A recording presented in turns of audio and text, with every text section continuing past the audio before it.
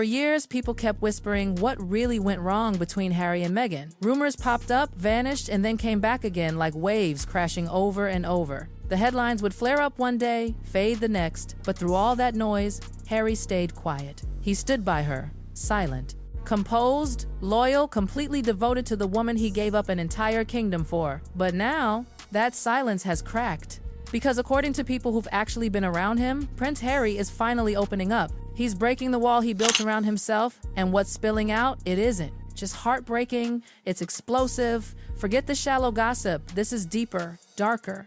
It's betrayal at a level that cuts into the soul.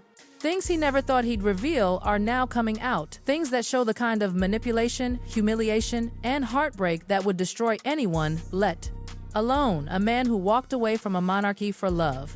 And once you hear what Meghan allegedly did to him, the way she twisted moments, controlled narratives, and turned their private life into public humiliation, you'll understand why insiders call this split a collapse, not a breakup. A collapse of trust, of loyalty, of everything he once believed in. It all began quietly, with a whisper. Not some scandal about palace rules or family feuds, no. This one hit right where it hurts most, Harry's pride. One morning, tabloids suddenly knew the most private detail imaginable, exactly what medication Harry kept in his bathroom cabinet. And not just any meds. We're talking finasteride and minoxidil, the stuff used for hair loss. Radar Online dropped the bomb like it came out of thin air. But everyone knew something that specific doesn't just appear. That kind of information comes from someone close enough to see your toothbrush every day. Someone who knows your routine, your smell, your life. And sources claimed painfully that person was Meghan Markle. When the story went public, the world gasped. The article mentioned the possible side effects, mood swings, emotional changes, even issues that hit where no man wants jokes made about him. And within hours, Harry's private health became a punchline across the internet. It wasn't random. The leak was too clean, too detailed, too crafted. It was wrapped in concern, disguised as sympathy. Phrases like friends, worry, Harry's been changing lately, made it sound caring. But beneath that, kindness was poison. Meghan hadn't just revealed an insecurity, she'd packaged it, framed it, and handed it to the press. For Harry, that was war. And he didn't even realize the first shot had already been fired. Because this wasn't about hair. It wasn't about medication. It was about control, the kind Meghan had mastered from the very beginning. You see, Meghan had always been brilliant at playing the media.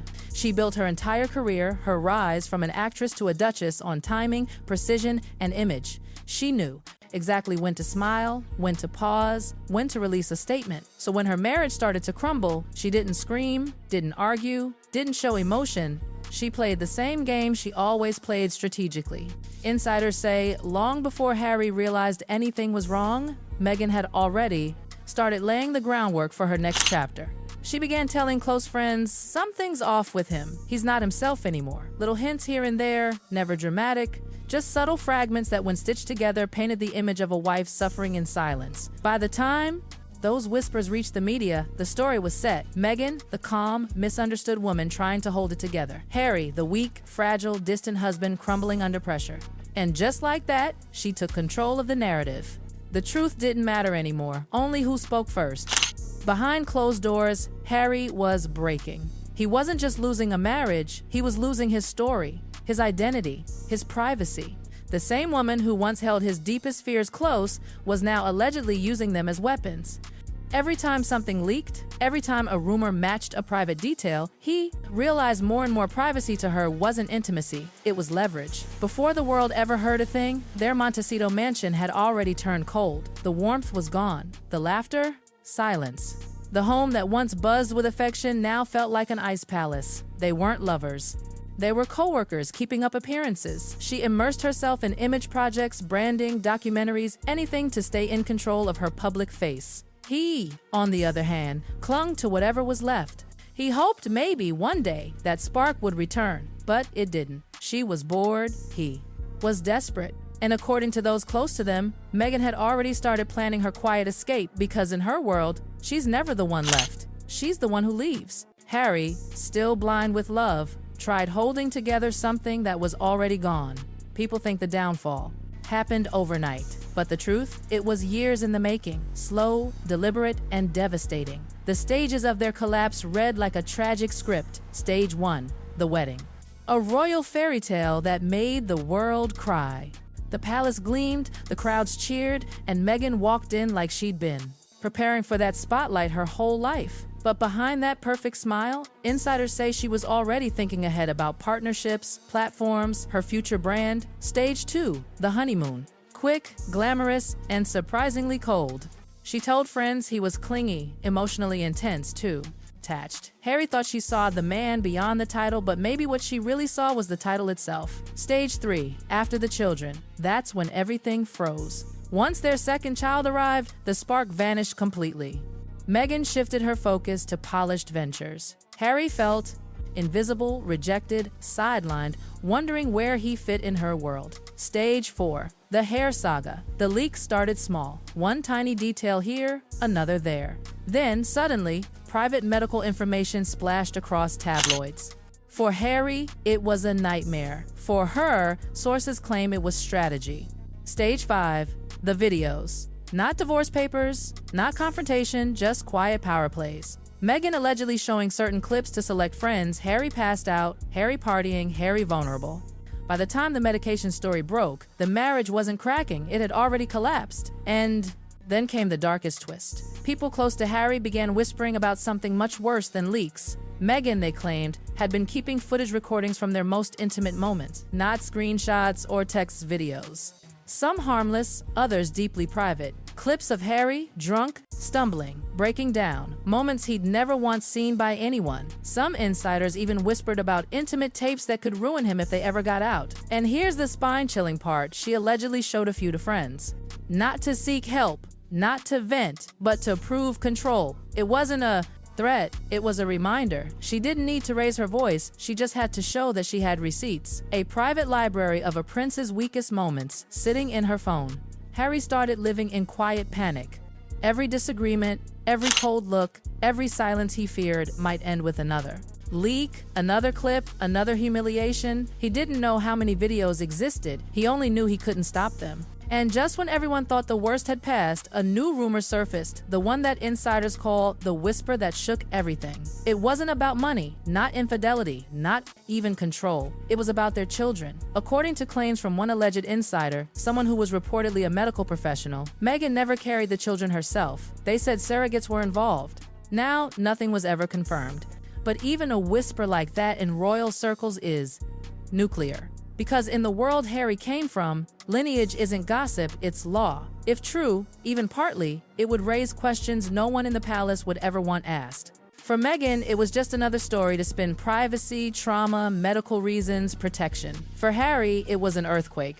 The man who once promised his children the stable home he never had was now questioning the very foundation of that home. It broke him in ways few could imagine. By then, the love story that started with "You're my everything" had turned into a silent battlefield.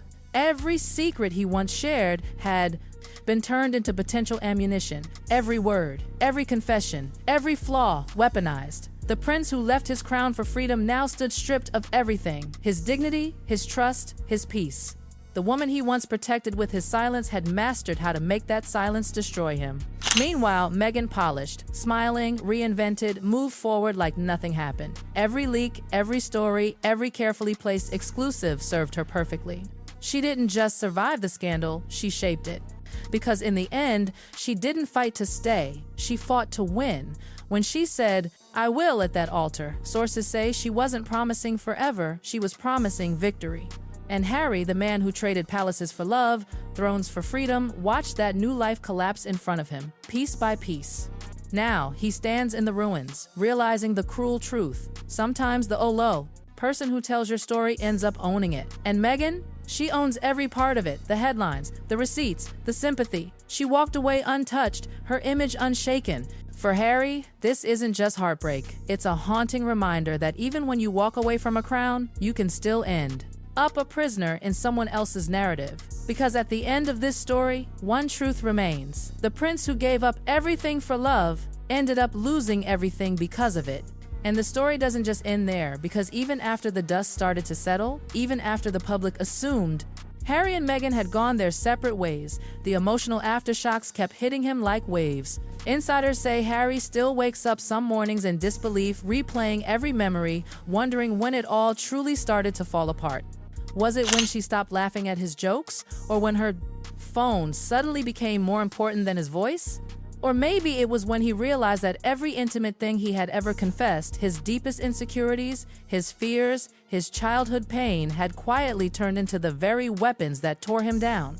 Those who've seen him recently describe a man torn between heartbreak and anger, a man still trying to make sense of how love so passionate, so world-shaking, could become so cold, so transactional.